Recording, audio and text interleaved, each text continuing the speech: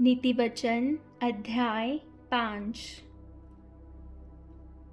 हे मेरी पुत्र, मेरी बुद्धि की बातों पर ध्यान दे, मेरी समझ की ओर कान लगा, जिससे तेरा विवेक सुरक्षित बना रहे और तू ज्ञान के वचनों को थामे रहे।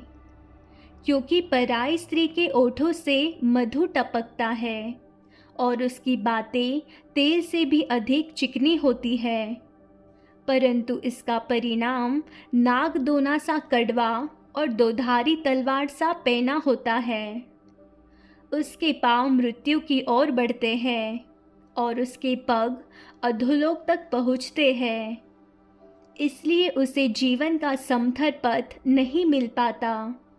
उसके चाल चलन में चंचलता है, परंतु उसे वह आप नहीं जानती। इसलिए अब हे मेरे पुत्रों, मेरी सुनो और मेरी बातों से मुंह न मोड़ो। ऐसी स्त्री से दूर ही रह और उसकी डेवढ़ी के पास भी न जाना।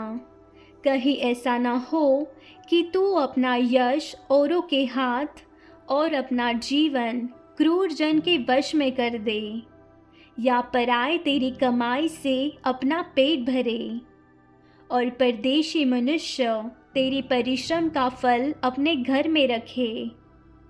और तू अपने अंतिम समय में, जबकि तेरा शरीर क्षीण हो जाए, तब यह कहकर हाय मारने लगे, मैंने शिक्षा से कैसा बैर किया और डांटने वाले का कैसा तिरस्कार किया।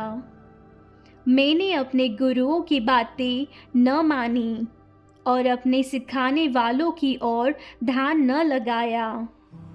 मैं सभा और मंडली के बीच में प्रायः सब बुराइयों में जा पड़ा। तू अपने ही कुंड से पानी और अपने ही कुएं के सोते का जल पिया करना।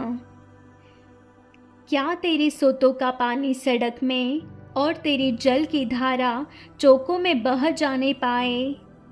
यह केवल तेरे ही लिए रहे और तेरे संग औरों के लिए न हो। तेरा सोता धन्य रहे और अपनी जवानी की पत्नी के साथ आनंदित रह। प्रिय हरिणी या सुंदर सांभरनी के समान उसके स्तन सर्वदा तुझे संतुष्ट रखे और उसी का प्रेम नित्य तुझे आकर्षित करता रहे। हे मेरे पुत्र, तू अपरिचित स्त्री पर क्यों मोहित हो और पराई को क्यों छाती से लगाए? क्योंकि मनुष्य के मार्ग यहोवा की दृष्टि से छिपे नहीं है और वह उसके सब मार्गों पर ध्यान करता है। दुष्ट अपने ही अधर्म के कर्मों से फंसेगा और अपने ही पाप के बंधनों में बंधा रहेगा। वह शिक्षा प्राप्त किए बिना मर जाएगा और अपनी ही मूर्खता के कारण भटकता रहेगा। आमीन।